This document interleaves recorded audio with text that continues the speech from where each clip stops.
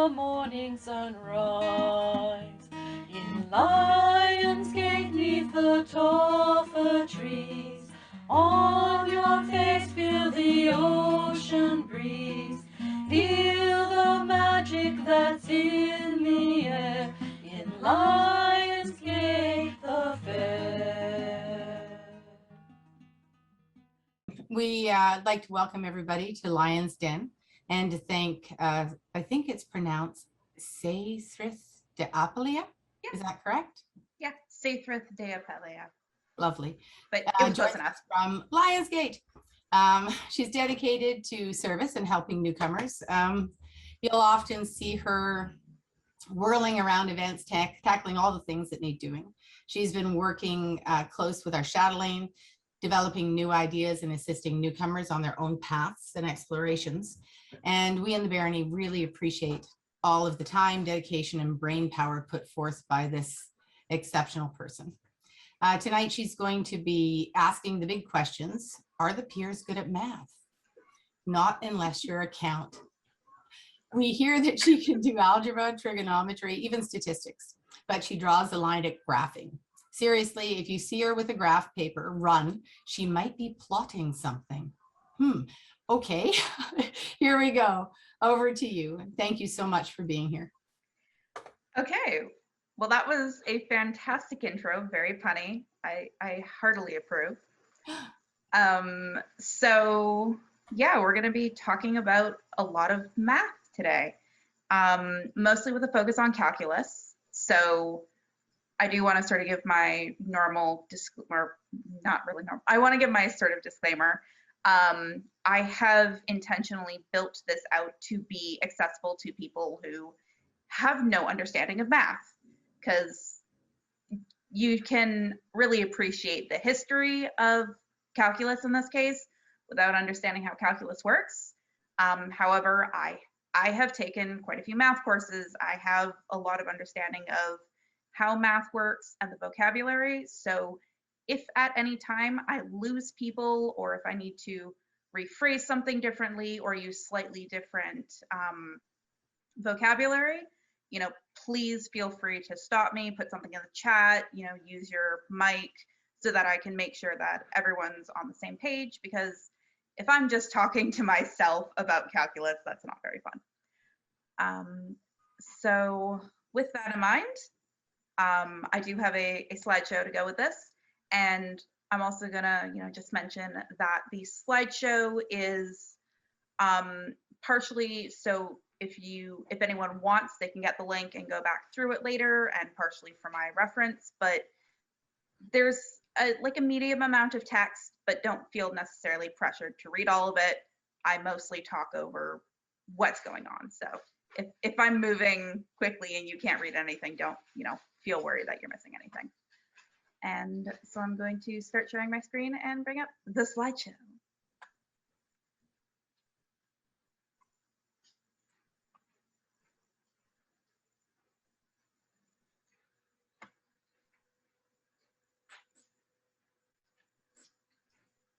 Okay, so here we go. I am, of course, your glorious and all-knowing instructor, Saethryth de Apeleia, biology major by night, massive nerd by, I mixed that up, biology major by day, massive nerd by night. That's what I meant to say. So calculus, it's very important to our modern world. It is used in a ridiculous amount of stuff, architecture, math, science, even music. And we wouldn't really have our modern day world without it. These two guys that you can see on screen, they are Isaac Newton and Gottfried Leibniz. Newton on the left, Leibniz on the right. They are considered by academia to be the fathers of modern calculus. In the early 17th century, both of them independently formalized the theory of integral and differential calculus. Both of them had amazing wigs. And ironically, Newton developed his theory of integral and differential calculus during a plague. showing that apparently some of us can actually be productive during a plague, and I don't understand this. And this is my disclaimer. Both Newton and Leibniz did make very big contributions to math by uniting and formalizing the theory of differential and integral calculus, and by proving that integrals and derivatives are connected. However, they definitely did not make up the individual parts that we today know as modern calculus. So the main topic of this presentation is going to be discussing how we have numerous examples of parts of calculus being discovered long before Newton and Leibniz were even born. And so a little bit of vocabulary and a little bit of talking about just sort of the basics of how calculus works. First of all, I'm going to be using the term function a lot. For the use of this, you can basically think that a function is basically the same thing as an equation. It's basically, a relationship between two sets that matches a member of the first set to a member of the second set. So 1 + 2 is equal to 3, or x + 1 is equal to whatever. So that's basically what it is. But for the purposes of this, if that's too complicated, you can just think of it as an equation. A derivative is going to be one of the things we're going to talk about, and it is represented by this whole fun equation you can see here. And in graphing terms, essentially what it means is that if you have a curve, if you take the slope of the curve at a really specific point where this black dot is, that slope is your derivative. So at this point, this blue line is representative of your derivative. If you took the slope at this point, it would be a different line, something about like that, and it would be another derivative. And then an integral is represented by this equation right here, and in graphing terms, it's the area under a graph. So as you can see demonstrated by the picture on the left right here, this shaded area underneath the curve of the graph would be graphically representing an integral. So the two main basic uses of calculus are to find derivatives and integrals, what we just discussed. And one important thing to know, just so you don't possibly get confused by me talking, is that derivatives and integrals are related and inverse functions. So think multiplication and division. What one does, the other undoes. It's the same thing with addition and subtraction, or powers and roots. If you add something, you can take it away.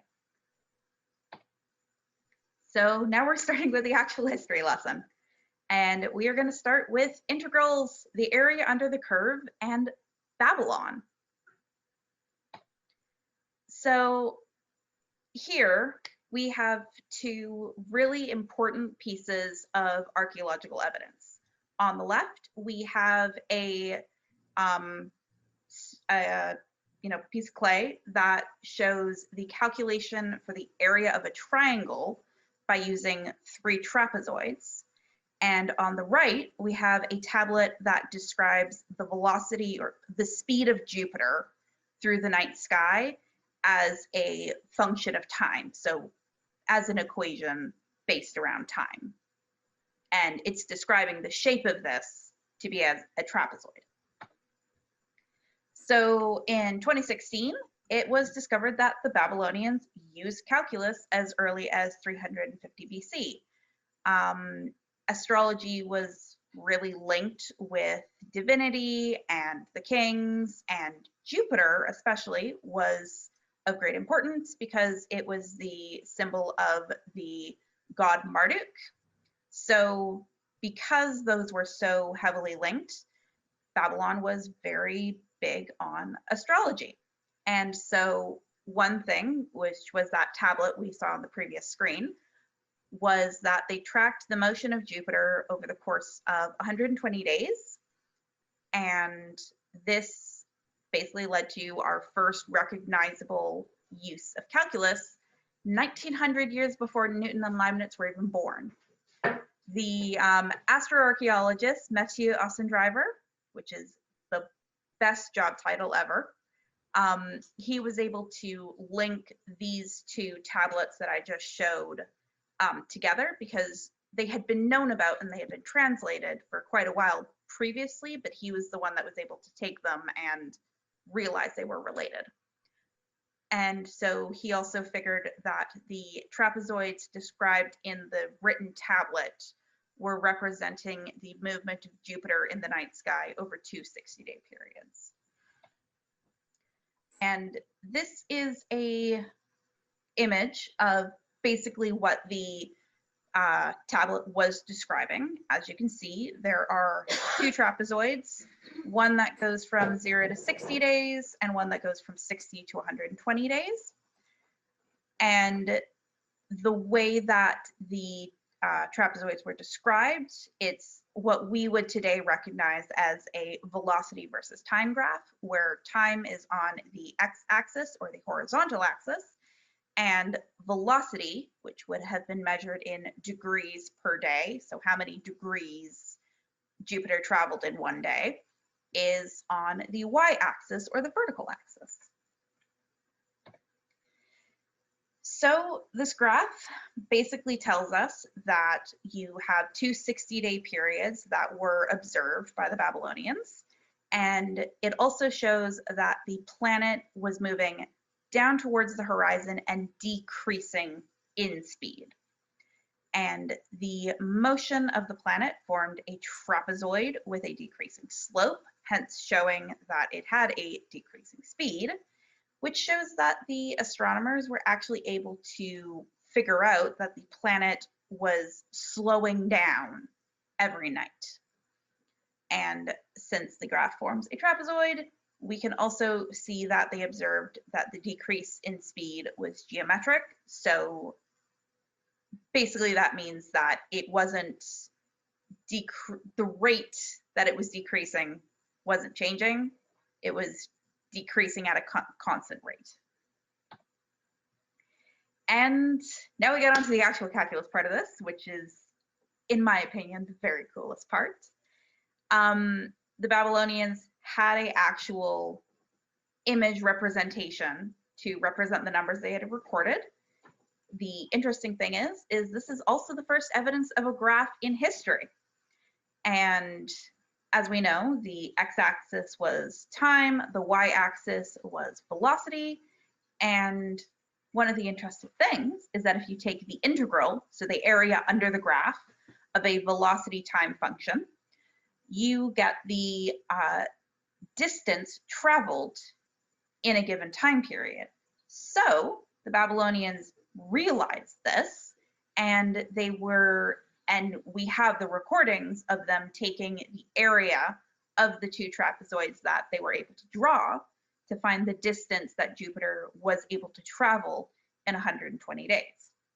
Now, I personally think this is really fascinating because most people, if you look at a graph like this, you're not going to think that if you take the area under the graph that you'll get the distance traveled. But I mean, most students when they're taking calculus don't really realize that, but they were able to figure this out 1900 years ago.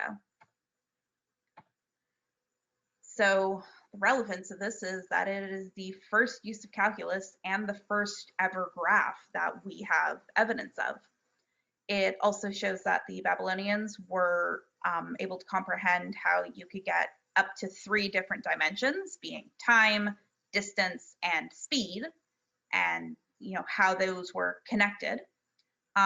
It's a very simple use of calculus because calculating the area of a trapezoid is not really that difficult, but it's a very effective use of calculus, and it is undeniably calculus.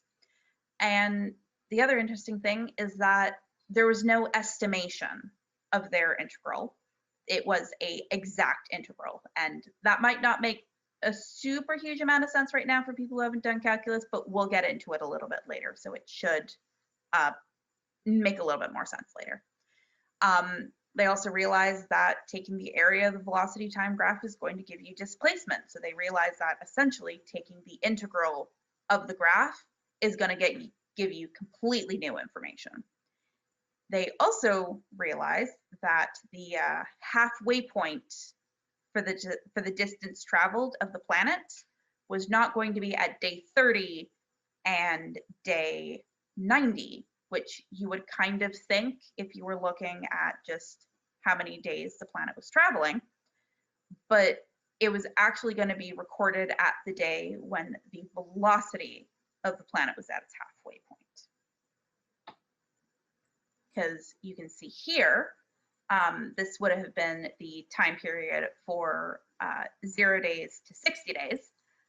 This line that's in the middle is actually representative of the point in time where the area of the right side of the trapezoid and the left side of the trapezoid are equal with each other. It would be very tempting to say that they're going to be equal with each other at day 30, but that's not quite true. It's on day 28 that they're actually equal with each other. And so instead of looking at it and trying to find the halfway point on day 30, they realized that they would have to find the halfway point when the velocity, which is, you can see it's the line at the top, was actually at its halfway point. And so using that, they were able to figure out half the displacement because the area for the two new trapezoids was then equal. So the Babylonians could have achieved a perfect level of accuracy for their graph, essentially, using an infinite number of trapezoids, because what they did, it's a little harder to visualize it, but this is a estimation of a curve right here. So you can like kind of see how that would make like a nice smooth curve. So if they had used an infinite amount of trapezoids, they could have achieved perfect accuracy of their estimation. Their integral was exact because they could calculate the area of the trapezoid, but their graph itself was an estimation.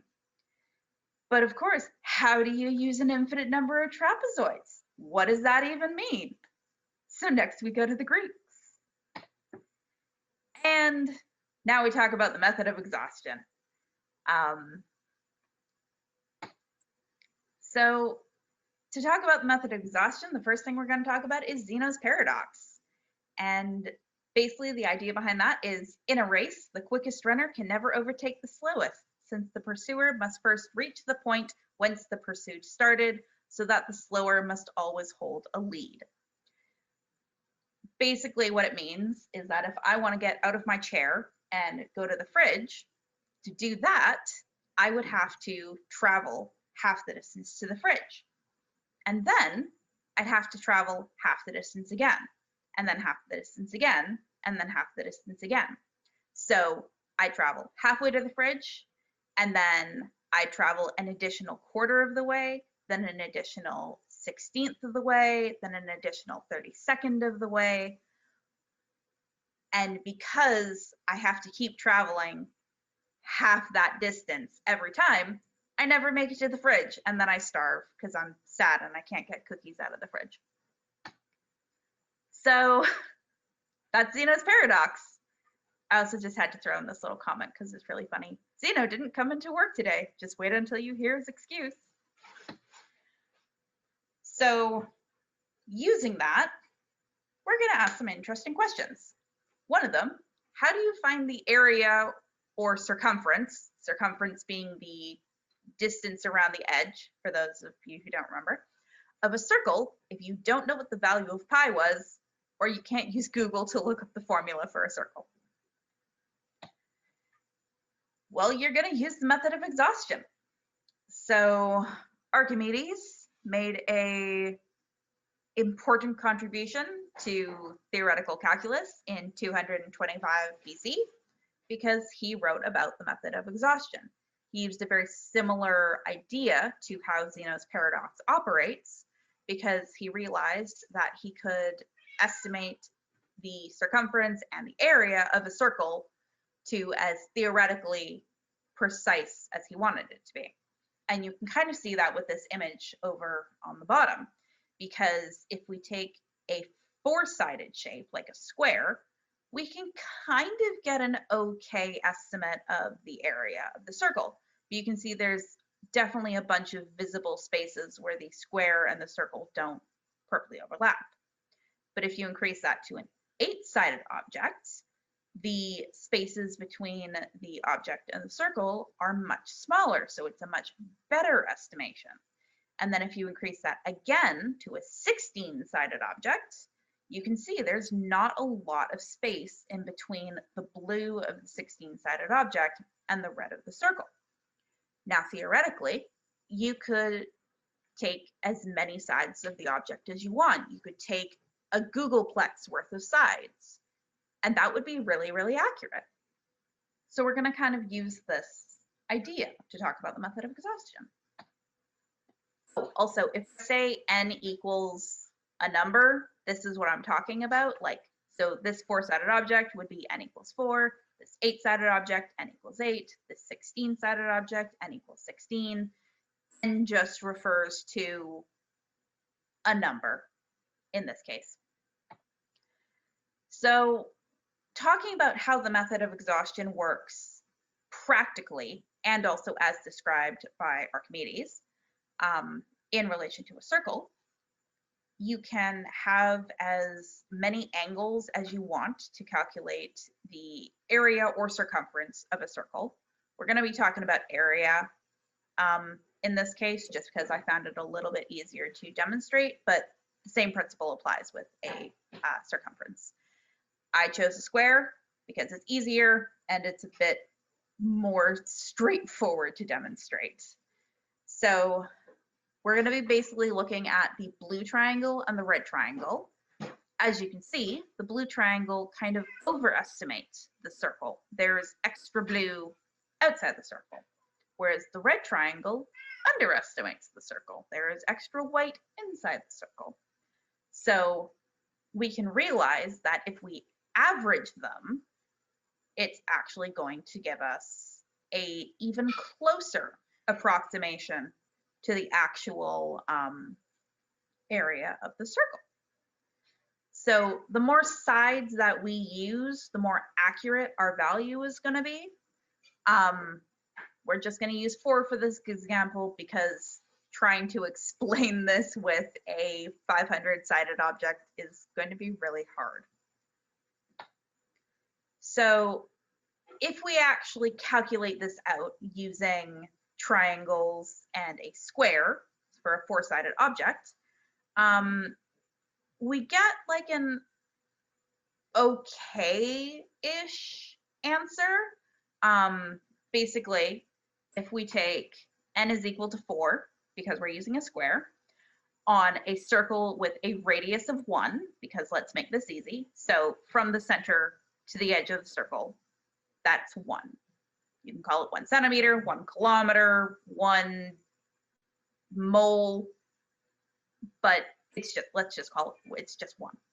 So the angle is obviously going to be 360 for an entire circle. And then we are going to divide that by 2n because we have 8 triangles. So that's 360 divided by 8, which gives us an angle of 45. So we know that basically using trigonometry, because I don't think people would be super interested in me just talking through equations, but basically using trigonometry, we can find that the base length of the red triangle and the base length of the blue triangle are these respectively. And then using that, we are going to find that the estimation of the circle is going to be our base length for this, but 8 times, because we have a triangle here, and then here, and then 2 here, and then 2 here, and then 2 here, and then 2 here. So times 8. Same thing for the blue, because we have 8 triangles all around. And then we're going to take the average of that, because we don't want 2 times the circumference of the circle. And then that's going to give us 6.83. That's a kind of okay answer, but it's not amazing, because our actual answer should be 6.28. But it's getting us there, because before we had no idea what the actual answer was. However, if you do the same calculation, but you do it with a 24-sided object, you're going to get a much closer answer.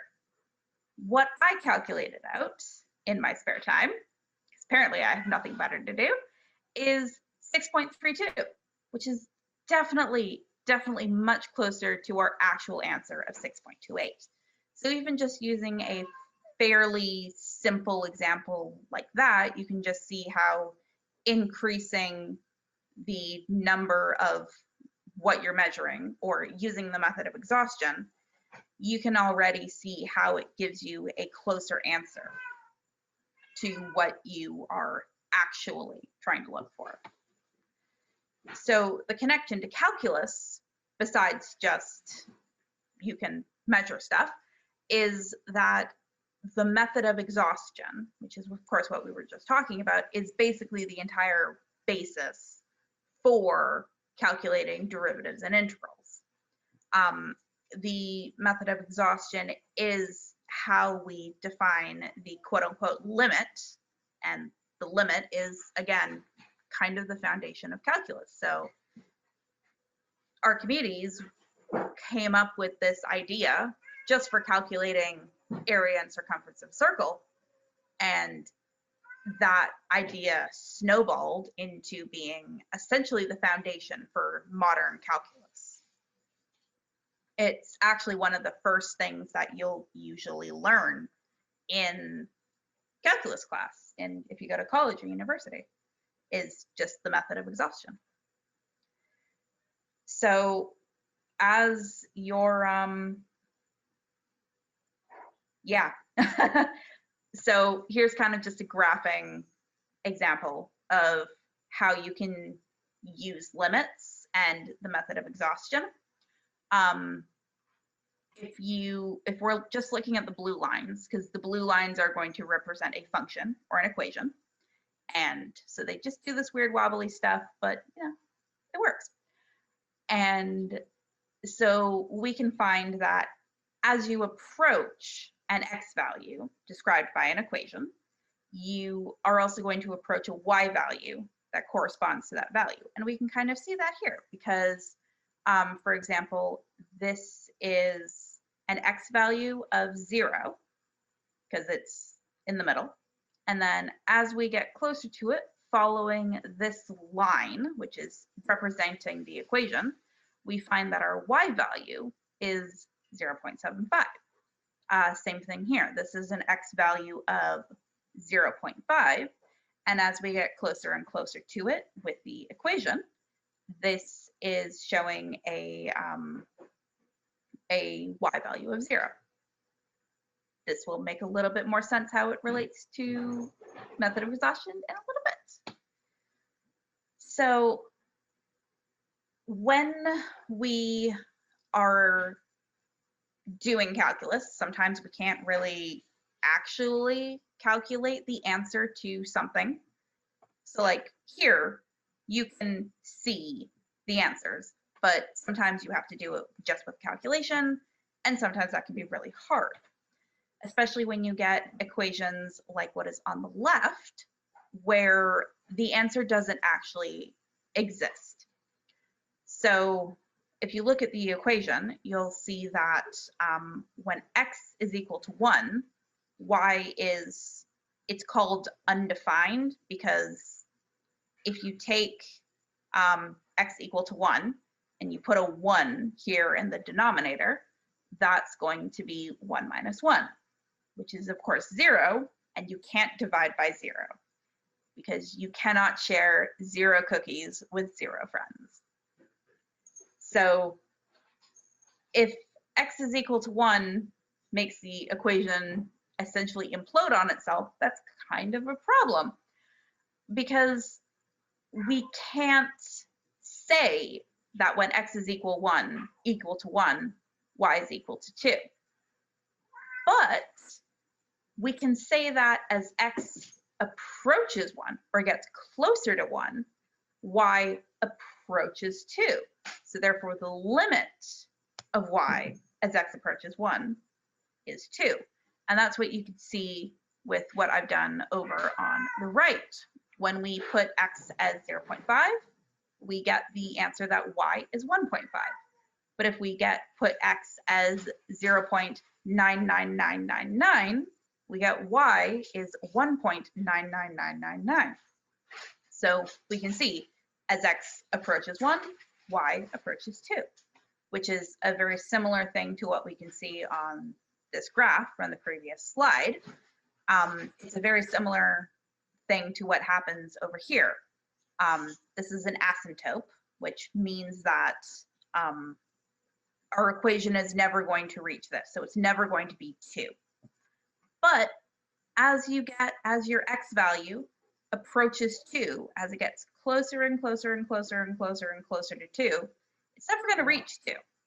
But it's going to keep going to y. So in this case, we call our limit infinity because there is no limit on the vertical, but our limit on the horizontal would be 2. It's got a limit of 2, as in it will never get to 2.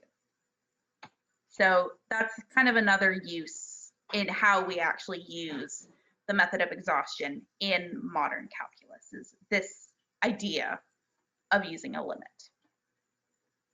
So we understand that numerically, the limits can use the method of exhaustion based on what I showed on the previous slide.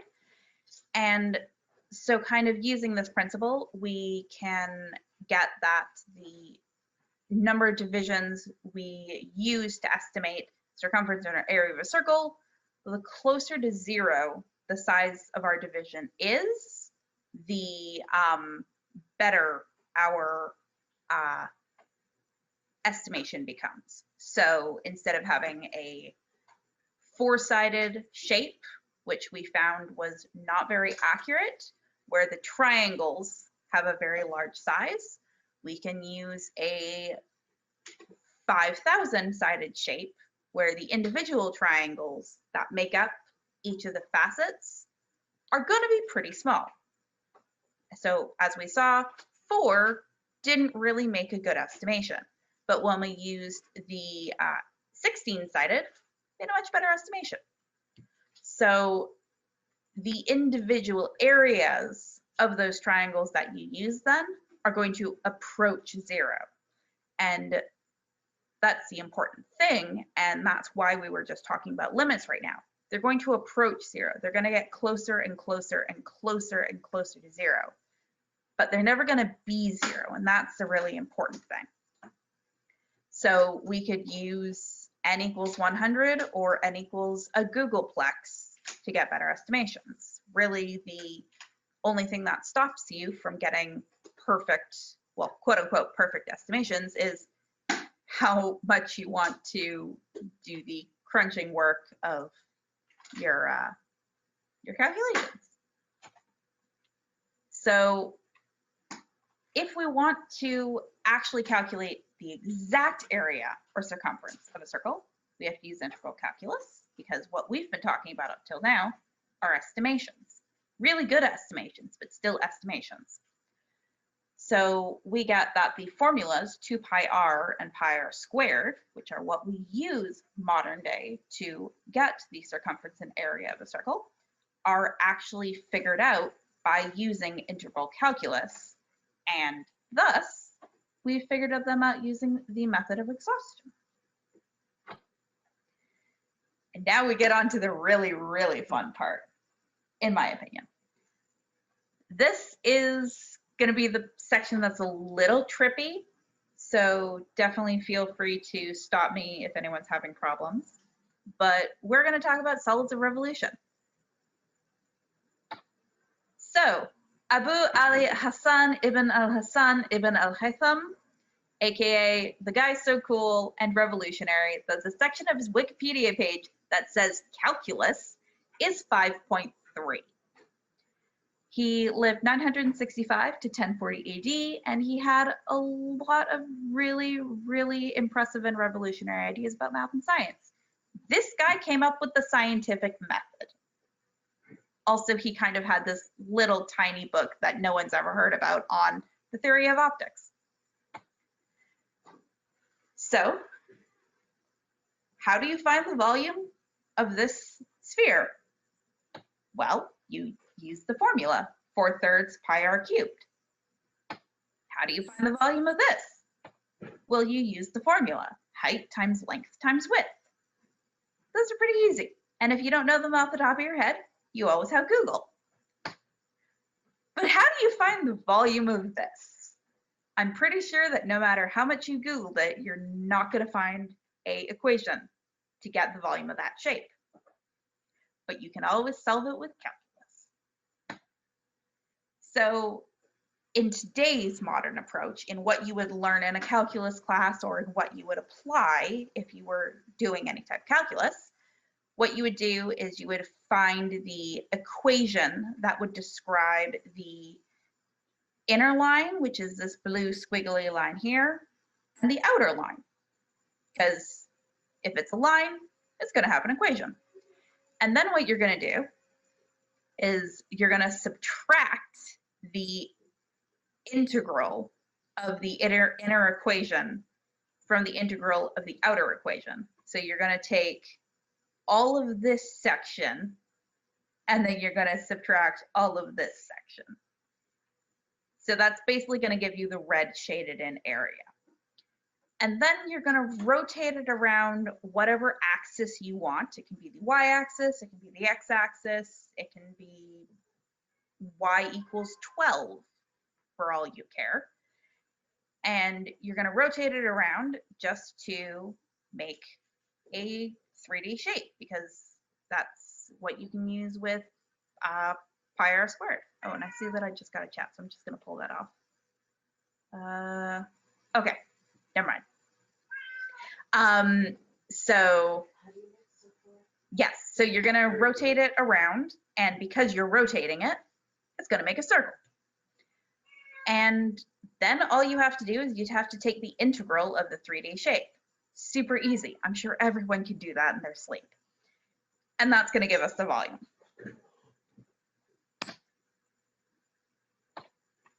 Now I have to move to the next slide. There we go. So how did Ibn al-Haytham do it? Well, he did it pretty much the same way, which blows my mind. He did visualize it a little bit differently, but he used the exact same method that you would use in a calculus class today to actually do this. He didn't find a weird generic or weird random shape. He used a parabola, but the sort of same principle was still the exact same thing. He wanted to find the volume of the shape you can currently see on the image, and the equation of the line that he used and then rotated around the center line was x is equal to ky squared, and he rotated this line that you can see, this parabola, and he rotated it around the center dotted line at x is equal to kb squared. So basically what this means is that, you know, if this is your x-axis, your horizontal axis, and this is 0, then we are giving this dotted center line we're giving it a value of kb squared. And this was especially interesting because this shape was super well used in architecture, so there was definitely an actual practical use for being able to calculate the volume of this, because, you know, if you wanted to have a roof, it might be helpful to know the volume of your roof. So using his method that he did write about, he could find the formula for the sum of any power. Essentially, what that means is that he could basically find the volume of any shape that he wanted to, essentially. It's a little bit more specific than that, but for the scope of this, that's kind of all I'm going to get into because I don't want to confuse people too much. He only showed how to do it up to 4th powers, so something multiplied by itself 4 times. So 2 times 2 times 2 times 2 would be 2 to the 4th power, or 5 times 5 times 5 times 5. But it is very obvious that even though he only showed how to do it up to the 4th power, you can still use the same concept on any power. So if you wanted to do it to the 32nd power, you could do that using the same idea. If we use modern notation, it would mathematically be demonstrated by the image on the right, which I don't expect anyone to understand unless they've taken formal math training. So if you don't understand it, don't worry. And this, concept that he came up with allowed him to find the volume of the parabola, especially the one that I showed on the previous slide, and theoretically any other shape. So he used the sum of powers to perform an integration, which is the long way of saying he added stuff together a lot. So he, using the exact same principle of the method of exhaustion that we just previously talked about with Archimedes, he quote unquote sliced the parabola into a bunch of horizontal sections, into n horizontal sections. So as with the case of the method of exhaustion, you could slice it into 3 sections, or you could slice it into 3,000 sections. Just depends on how much you want to calculate it out.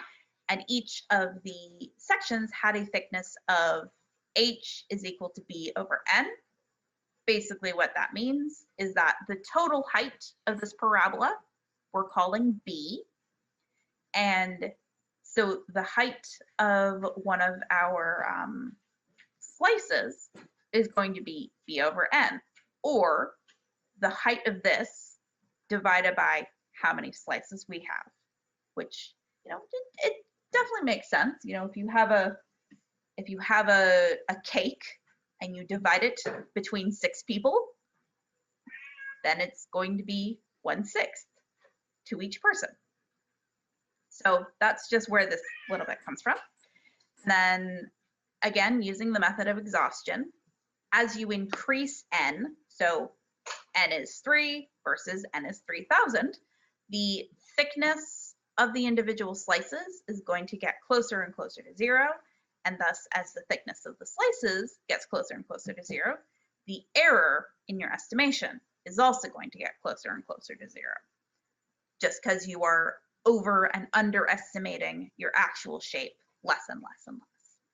So he also figured that the radius, or the distance from the center to the outside of each disc or each slice, was going to be kb squared minus ky squared, which is just going to be this center line here, kb squared, and then it's minusing ky squared, which is the equation of this line. So it's basically, if you took it at, near the top, it would be, the center would be kb, and then you're minusing the corresponding line. If you take it down at the bottom, the center is kb, and then you're minusing the corresponding line at the same height, which is the important thing. It always has to be the same height for both sides of the slice, because if they're offset, you're going to get a hypotenuse, which is going to kind of ruin the theory behind this. And we don't have any given values for a y, because we are kind of working in theoreticals when you consider this. So instead of using a y, because we don't have a y, we are going to substitute a y with ih. And what that means is that it's the ith height, or the ith disk, at a height of h is equal to b over n. Basically what that means is if it's I, it basically means here's a disk, insert any disk. We don't care what disk it is, it just has to be one of the disks. Kind of essentially what that means. And we don't have any given values for b, so we are going to substitute b with h over n. And of course, our b comes from our previous equation that we figured out, which is h is equal to b over n. If you do a little bit of rearranging, multiply the n by h, it's going to give you b isolated. If you didn't entirely follow that, it's fine. But if we rotate the line or the equation that we got around the line x is equal to kb squared, which was our center line, it gives us a perfect circle for each disk, which is what we want. And then the volume of the disks can be described as h pi r squared, or because we don't have h, that's going to be pi r squared multiplied by b over n. And then using our scientific formula, you end up getting these very long sections, just absolutely chock full of variables. And that eventually gives us to a summation formula that you can see below. Again, I don't really expect people to actually understand this without staring at it for a while because it's a lot, but it works. It's going to give us what we need. The super fantastic thing is that modern mathematicians have actually checked al-Haytham's approach, and it holds up really well because he used an approach that we still use to this day. The thing that is the most stunning about his mathematical writings is that they're so modern in their approach because, like I was saying before, the way that he calculated out the volume for his theoretical shape is the same way that we approach it in the calculus classroom to this day. And that's it. That's all I've got on calculus. I was going to have some honorable mentions, but I ran out of time and I've been working. So yeah, But yeah, that's all. Are there any questions?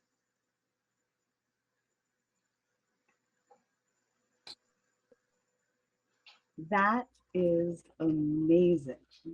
When you understand that so many people automatically assume that if it's medieval or earlier, they must have been so barbaric as to have absolutely no thought to science or math, and yet it's proving that is completely wrong. I love it. Yeah, I'm still trying to wrap my head around how much that relates to the architectural design that I'm really familiar with European castles. So it's like, it's mind-boggling. Yeah, one thing when I was originally researching this, one thing that my mom brought up, because she does all the Arabic stuff, is that the shape that al-Haytham was calculating, it's almost the exact same shape that's used in ice houses for the roof. So, and for the interior basin. So she pointed out that you could actually use his approach to calculate the volume of ice you could possibly make. Whoa, that's, yeah. Thank you so much for bringing up al-Haytham. I was not familiar that a lot of other people knew of him. And there's a lot of people like him in medieval and early science, particularly out of the Arabic world, that we need a little more familiarity with. Mm-hmm. Yeah, for sure. A big part of the reason why I wanted to do this was just because our understanding of the history of math is so dominated by Europe, but in reality, Europe was really behind the 8 ball on this. There were so many more discoveries that were happening all over the world long before Europe got into the math game.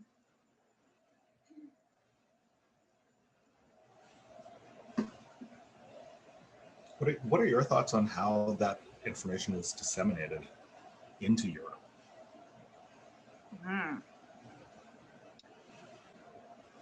That's a good question. I have to admit I have not done enough research on that part yet. It's something that I want to look into, but I haven't been looking into it as much. I definitely know that, or I feel that with the way that information in general was disseminated around, how a lot of the Greek writings went to a lot of the Islamic houses of learning, and then a lot of those then disseminated into Europe. It definitely makes a lot of sense that a lot of the mathematic teachings that we see come out of Europe are things that have a strong foundation in a lot of Greek and Islamic mathematic discoveries, because that's sort of the flow of information as far as I'm aware of how that did actually happen. A lot of it went through Spain. I've been looking at a lot of the sort of the scientific, I'm a bit of a science geek, so I'm just thrilled to meet another one.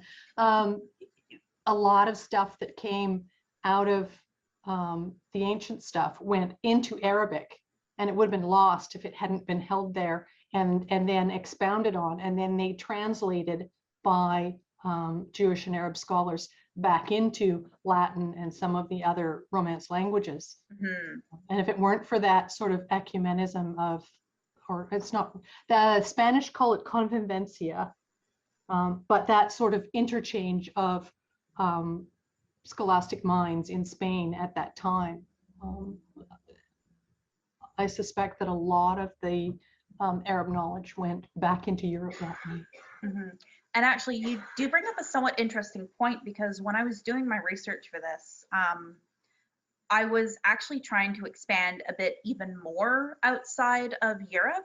And one thing that I kept coming across was there was a massive amount of mathematical learning and discoveries, especially related to calculus, from ancient China.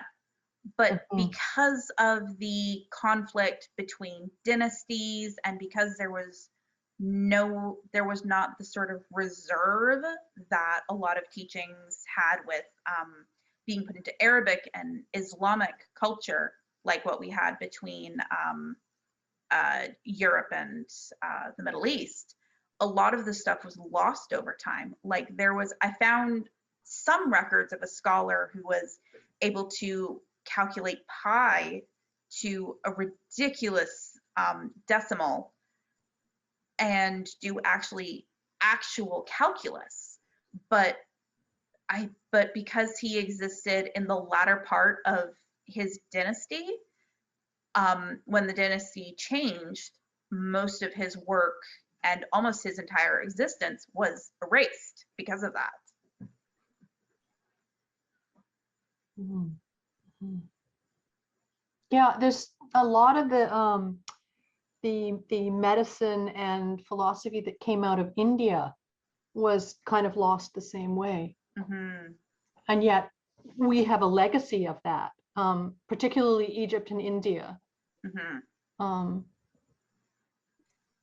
Which is sort of interesting.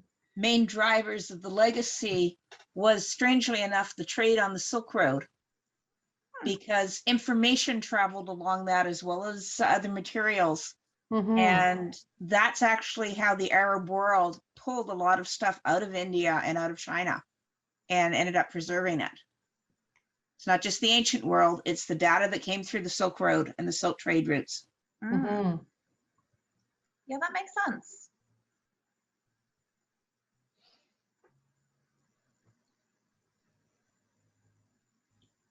Any other questions that anyone else has? Anything that if they want to clarify, because I know math can be complicated. Well, math has never been my forte. I didn't understand most of what you said.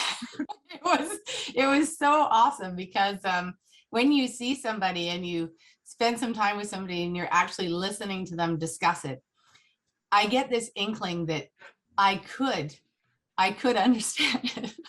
But what I really love is how passionate you are about it and how much you really love it. And it just comes across brilliantly. It really was a pleasure to listen to you do it.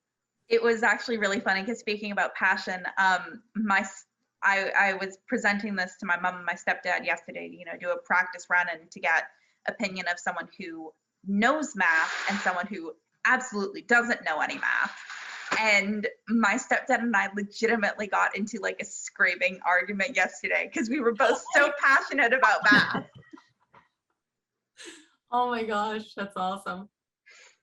Oh, that's Well, my background is biochemistry, and so I had to take calculus as a part of that, and it just sort of brings me back to that. I mean, not that I disliked math, I was just boggled by it, and so it right. brings back, oh yeah, I remember that. Oh, of course, yes, no, that totally makes sense. I can relate to that too, because going back to calculus, I mean, that's well over 40 years ago, university and the calculus, but it's nice having it brought back with a historical context. Mhm. Yeah, really intriguing. Yeah. And it totally makes sense. I got it, which I wasn't sure if I would, but I did. So good That's job. good. That's good. Yeah, I was definitely trying to make it as approachable for everyone as possible. Is of course a little bit more difficult over like an online format. I feel like if I was able to teach this in person, I'd be able to connect to people a little bit easier who are just completely boggled by math. But I'm glad that at least some people understood it. Now, well, hopefully when things get back to normal, maybe we could have you do it again, because that would be great. Fingers An crossed. event where, yeah, I know, where you can actually, you know, be with people and actually do that. Because, yeah, I would totally listen again. Yeah, I would I've even love- got a part 2. I've got a part 2 planned. Oh, good. Oh, good. Yeah, I was Because- going to say, I would love to line you up to do a tutor series. Oh, for sure. Yeah, because I've got this, and then I also want to do how ancient peoples did multiplication and division, and how ancient peoples calculated pi. Oh, yes. Oh, get out. Yes. Please do. Yes. Yeah. Also, I do have to say, I do have to give a massive, massive shout out to Chevet, because when I was her lady in waiting last year, she, you know, kind of before all this got super crazy, when we thought we might actually have a normal September last year. Ye gods. But you know, back then she heard me speaking passionately about this to her, and she said, you know, she challenged me to present this, and so thank you, Chevet. I'm doing this because of you. It's like a year late, but I'm still doing it.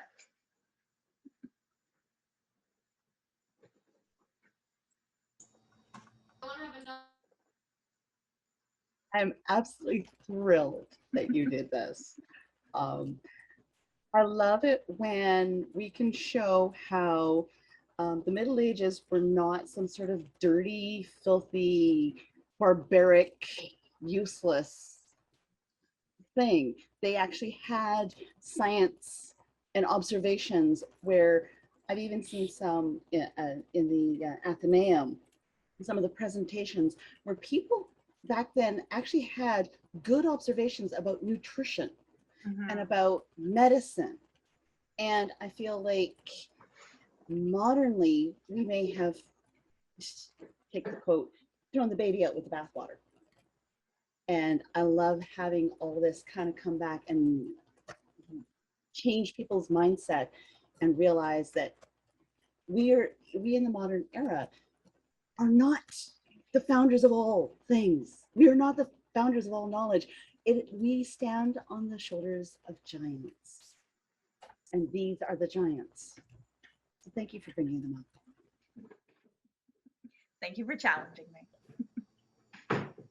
And of course, along that thread, this is all this work being done is helping to decolonize and redistribute where things are centered and how they're centered and who gets the credit and who gets the spotlight shone on them, right? As much as it is simply tracing how things were done. At some point, like Europe didn't come up with all of this either. There's so much validity in so many cultures all across the globe. And Absolutely. it's so good to be able to bring some of that out, right? Very cool. There is one comment in the chat from Rosina, where they say that they have a class handout on how Fibonacci did arithmetic if you would want a copy. Ooh, that sounds So- very interesting. Wanted to point that out in case you missed that. Yeah, that does definitely sound very interesting.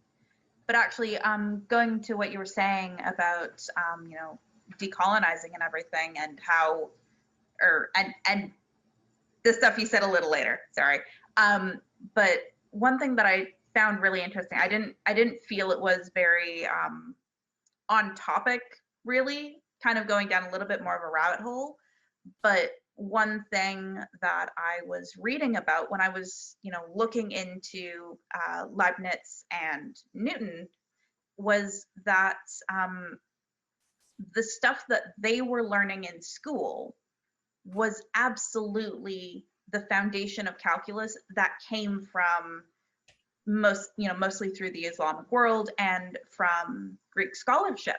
So they definitely didn't invent this in a vacuum, and we actually have a decent tracing of where they got a lot of their knowledge from, because it's stuff that was taught to people. It just didn't get assembled under the umbrella of differential and integral calculus.